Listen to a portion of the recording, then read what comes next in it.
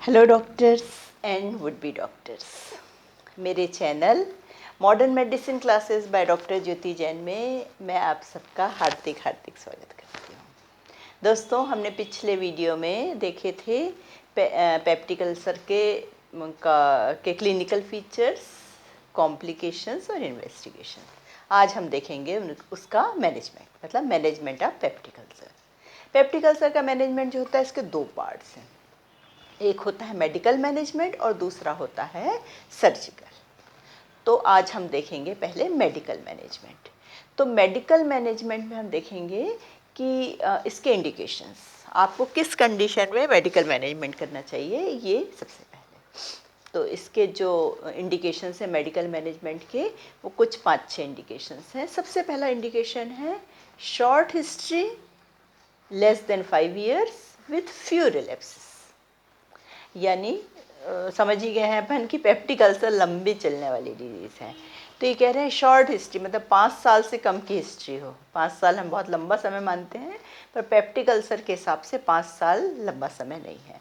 तो 5 साल से कम की हिस्ट्री हो और रिलेप्सेस भी ज़्यादा ना हो, ऐसी कंडीशन में अपने को मेडिकल मैनेजमेंट पे जाना चाहिए। दूसरा, माइल्ड सिम्टम्स बहुत सिवियर ना हो। ठीक, माइल्ड 3 डिग्री होती है, माइल्ड, मॉडरेट, सिवियर। माइल्ड हल्के, मॉडरेट मध्यम, और सिवियर यानी तीव्र। तो माइल्ड सिम्टम्स यदि हैं तो आप मेडिकल मैनेजमेंट के बारे में सोच सकते हैं। तीसरा, गुड सोशियो इकोनॉमिकल कंडीशन, यानी पेशेंट की जो आर्थिक और सामाजिक स्थिति है वो अच्छी होना चाहिए। इसका मतलब ये हुआ कि जो मेडिकल मैनेजमेंट है, मतलब जो दवाइयाँ हैं, वो महंगी हैं, बहुत ज़्यादा महंगी हैं। तो पेशेंट फाइनेंशियली वेल ऑफ होना चाहिए, मतलब उसका सोशल स्टेटस भी अच्छा हो, तब आप मेडिकल मैनेजमेंट चुनें, नहीं तो आप सर्जरी की तरफ जाएं, ये कहना ये चाह रहे हैं। तो तीसरा जो इन्हें बोले हैं कि गुड सोशियो इकोनॉमिकल कंडीशन। चौथी बात यह है कि no radiological evidence of penetrating ulcer, perforation, duodenal deformity या पाइलोरिक स्टेनोसिस। मतलब अपन एक्सरे में कोई कॉम्प्लिकेशन नहीं मिलना चाहिए। यदि कॉम्प्लिकेशन अपीयर हो गए हैं तो फिर आपको मेडिकल मैनेजमेंट की तरफ नहीं जाना है। पांचवा इंडिकेशन है general condition unsuitable for surgery. जैसे बुज़ुर्ग हैं, एज ज़्यादा है या एज कम, बहुत ही कम है, तो या फिर बहुत दुबला पतला पेशेंट हो जहाँ पे सर्जरी ना की जा सकती हो, सर्जरी के लिए सूटेबल ना हो, ऐसी कंडीशन में अपन मेडिकल मैनेजमेंट ट्राई करते हैं। ठीक, और छठवा और लास्ट है कि few chances of recovery after removal of organic lesion due to marked neurosis. अपन ने कॉम्प्लिकेशन में एक चीज़ देखे थे कि इन पेशेंट्स में न्यूरोसिस मिलता है। ठीक, तो यदि बहुत ज़्यादा न्यूरोसिस डेवलप हो गया है तो क्या होगा कि यदि अपन ऑर्गेनिक लीजन, मतलब अल्सर को सर्जरी के द्वारा रिमूव भी कर देंगे तो भी उसमें इतना न्यूरोसिस हो चुका है कि ठीक होने के चांसेस पूरे नहीं होंगे, तो क्या होगा, सर्जरी करना भी वेस्ट जाएगा। ठीक, तो ऐसी कंडीशन में अपन मेडिकल मैनेजमेंट की तरफ जाते हैं। ठीक, तो ये इनने कुछ इंडिकेशंस दिए हैं जब हमें मेडिकल मैनेजमेंट के बारे में सोचना चाहिए। ठीक, अब आता है मेडिकल मैनेजमेंट। इसका सबसे पहला पार्ट है रेस्ट। तो रेस्ट में फिजिकल मेंटल रेस्ट करना है। ठीक, कब तक करना है, मतलब ये बेड रेस्ट की बात कर रहे हैं। बेड रेस्ट कब तक करना है, एक्यूट फेज में तो करना ही है, और पेन सबसाइड होने के 1 हफ्ते बाद तक रेस्ट करना है। कई बार हमको हॉस्पिटलाइज करना पड़ता है पेशेंट को, है ना, घर में रेस्ट से काम नहीं चलता। तो हॉस्पिटलाइजेशन के क्या इंडिकेशंस हैं, हॉस्पिटलाइजेशन के भी कुछ इंडिकेशंस हैं। जैसे कि पहला ये बोल रहे हैं कि टेरी स्टूल और strongly positive occult blood reaction. Tarry stool, डामर होता है ना, तारकोल, वैसा यदि स्टूल पास हो रहा है, मतलब स्टूल में ब्लड मिक्स्ड है। ठीक, या फिर ऑकल्ट ब्लड रिएक्शन, अपन ने देखे थे इन्वेस्टिगेशन में ऑकल्ट ब्लड, तो ऑकल्ट ब्लड रिएक्शन यदि स्ट्रांगली पॉजिटिव आ रहा है, इसका मतलब अंदर हेमरेज हो रहा है, ब्लीडिंग हो रही है, ऐसी कंडीशन में अपने को पेशेंट को घर में रख के ट्रीट नहीं करना है, उसको अपने को हॉस्पिटलाइज करना है। ठीक, तो ये पहला इंडिकेशन है। दूसरा इंडिकेशन है constant pain replacing previous ulcer rhythm. अपन ने देखे थे कि जो अल्सर हैं, ये पेप्टिक अल्सर, इनमें पीरियोडिसिटी होती है, मतलब इनमें कांस्टेंट पेन नहीं होता, थोड़े दिन तक पेन होता है, फिर वो ठीक हो जाता है। कुछ हफ्तों कुछ महीनों के लिए पेन फ्री पीरियड्स होते हैं, ठीक, फिर पेन रिलैप्स होता है। लेकिन यदि ऐसा ना हो कि पेशेंट को लगातार पेन हो रहा हो, कांस्टेंट पेन हो रहा है, तो ऐसे पेशेंट को भी अपने को हॉस्पिटलाइज कर देना चाहिए। ठीक, तीसरी बात ये बोल रहे हैं कि अनकंट्रोलेबल नाइट पेन और वॉमिटिंग। यदि नाइट पेन बहुत ज़्यादा हो रहा है, कंट्रोल नहीं किया जा सक रहा मेडिसिन के द्वारा घर में, या वॉमिटिंग बहुत ज़्यादा हो रही है, तो डिहाइड्रेशन का खतरा हो जाएगा। ऐसी कंडीशन में अपने को क्या करना पड़ेगा, पेशेंट को एडमिट करना पड़ेगा। ठीक, तो ये हॉस्पिटलाइजेशन का तीसरा इंडिकेशन है। चौथा इंडिकेशन ये क्या बोल रहे हैं कि जो गैस्ट्रिक रिटेंशन, यदि गैस्ट्रिक रिटेंशन हो गया हो, पेट फूल गया है, तो ऐसी कंडीशन में अपने को एडमिट कर देना चाहिए पेशेंट को। पांचवी चीज़ ये बोल रहे हैं कि रेडियोलॉजिकल मतलब एविडेंस की बात कर रहे हैं, एविडेंस ऑफ इम्पेंडिंग परफोरेशन।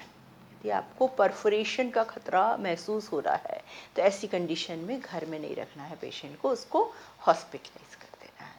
तो ये कुछ इंडिकेशंस हमने बताए हैं कि कब अपने को पेशेंट को घर में रख के ट्रीट करना है और कब उसको हॉस्पिटलाइज कर देना है। ठीक, अब तो ये पहला ट्रीटमेंट का पहला पार्ट था, रेस्ट। सेकेंड पार्ट है डाइट। डाइट में ये क्या बोल रहे हैं, ब्लेंड डाइट। पेप्टिक अल्सर के पेशेंट को ब्लेंड डाइट देना है। ब्लेंड डाइट में पिछली वीडियो में बता चुकी हूँ, जैसे दलिया, खिचड़ी, पथ्य आहार जिसको अपन कहते हैं, वो उसको अपने को ब्लेंड डाइट देना है।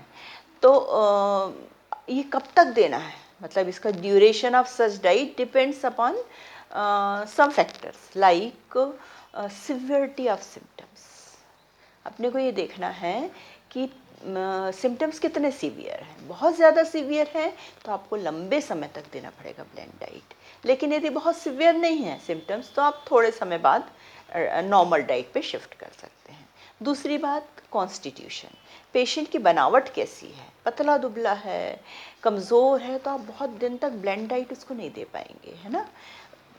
उसको आपको जल्दी से नॉर्मल डाइट पे शिफ्ट करना पड़ेगा। ठीक, तीसरा बात बोल रहे हैं कि रिस्पॉन्स टू द ट्रीटमेंट। आप जो मेडिसिन दे रहे हैं तो उसका रिस्पॉन्स कैसा है। यदि रिस्पॉन्स अच्छा नहीं है तो बेवजह आप पेशेंट को परहेज मत करवाओ, क्योंकि वो उससे और इरिटेट होगा।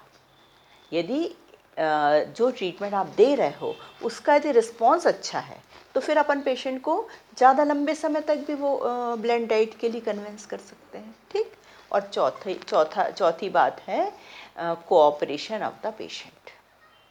इस पे भी डिपेंड करता है। कुछ लोग जो होते हैं बहुत फूडी होते हैं, वो नहीं मानते खाने में, मतलब परहेज के लिए वो तैयार नहीं होते हैं।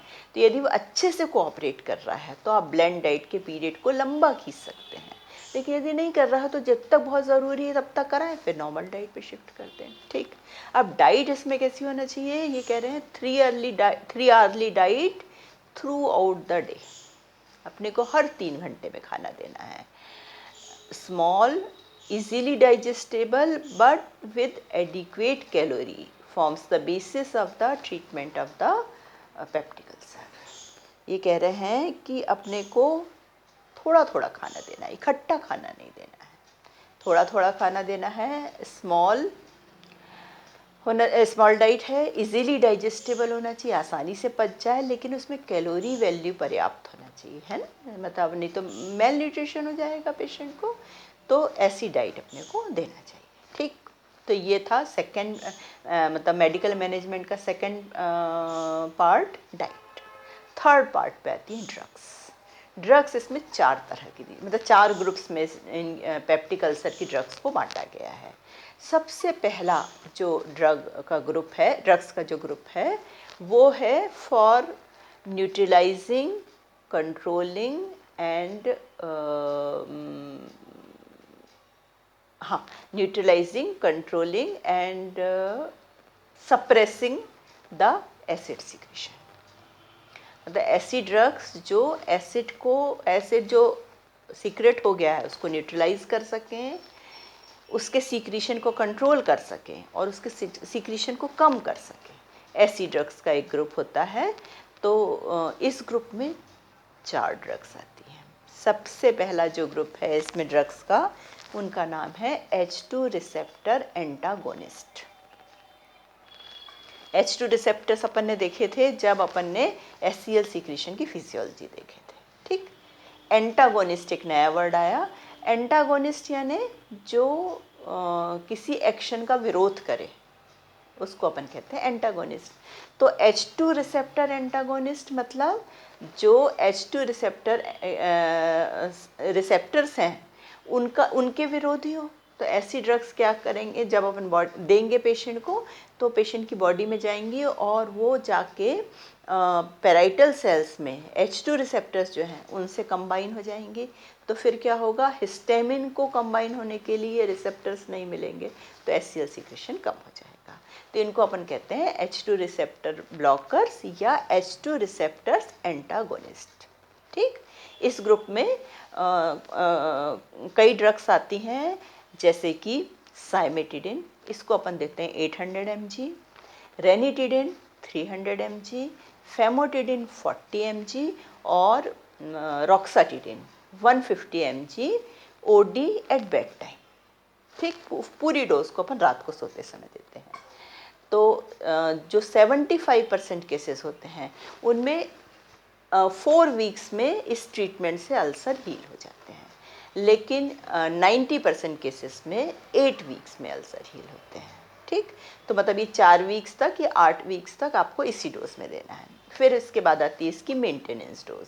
मेंटेनेंस डोज में क्यों दे रहे हैं अपन, टू प्रिवेंट रिलैप्स, है ना। अपन ने देखे थे क्योंकि इसमें रिलैप्स होते हैं। तो रिलैप्स के लिए क्या करते हैं, इन चारों ड्रग्स को इनकी डोज हाफ कर देते हैं। एट बेड टाइम ही देते हैं, लेकिन इनकी डोज जो होती है हाफ हो जाती है। अब थोड़े से इन ड्रग्स के मैं साइड इफ़ेक्ट्स भी बता देती हूँ। जो साइमेटिडिन है इसके सबसे ज़्यादा साइड इफ़ेक्ट्स हैं। इसका एक मेजर साइड इफ़ेक्ट ये है कि ये कुछ ड्रग्स के मेटाबॉलिज्म को स्लो कर देती है, जैसे कि फेनेटोइन सोडियम, जैसे कि अमीनोफायरिन। तो क्या होगा कि ये ड्रग्स यदि चल रही हैं पेशेंट को, तो इनके मेटाबॉलिज्म को स्लो कर देगी, मतलब ये ड्रग्स जो है बॉडी में ज़्यादा देर तक रुकेंगी, ठीक। तो फिर अपने को क्या करना पड़ेगा, इन ड्रग्स की डोजेस कम करना पड़ेगा, ड्यूरेशन बढ़ाना पड़ेगा, ठीक। 8 आवर्ली दे रहे हैं तो आपको 12 आवर्ली देना पड़ेगा। दूसरा साइड इफ़ेक्ट ये जो प्रोड्यूस करती है वो है गायनेकोमेस्टिया। गायनेकोमेस्टिया मतलब मेल में फीमेल जैसे कैरेक्टर्स आना, ठीक। जो साइमेटिडिन और रेनिटिडिन, इन दोनों के कुछ कॉमन साइड इफ़ेक्ट्स हैं। एक पहला साइड इफ़ेक्ट है इनमें, ये मेंटल कन्फ्यूजन प्रोड्यूस करती हैं, पर्टिकुलरली एल्डरली में, एल्डरली प्रौढ़ व्यक्तियों में ये मेंटल कन्फ्यूजन प्रोड्यूस करती हैं, ठीक। दूसरा साइड इफ़ेक्ट है इसका ए ग्रैन्युलोसाइटोसिस। ए ग्रैन्युलोसाइटोसिस अपन जानते हैं WBC 2 तरह की होती हैं, एक होती है ग्रैन्युलोसाइट्स और दूसरा ए ग्रैन्युलोसाइट्स। तो जो ए ग्रैन्युलोसाइट्स है मतलब लिम्फोसाइट्स और मोनोसाइट्स, इनका नंबर ये ब्लड में बढ़ा देती हैं, इसको अपन कहते हैं ए ग्रैन्युलोसाइटोसिस। ये रेनिटिडिन और साइमेटिडिन, इन दोनों का ही साइड इफ़ेक्ट है। तो ये अपन ने देखे एसिड सीक्रेशन पे काम करने वाली जो ड्रग्स हैं उनका पहला ग्रुप था H2 रिसेप्टर ब्लॉकर्स।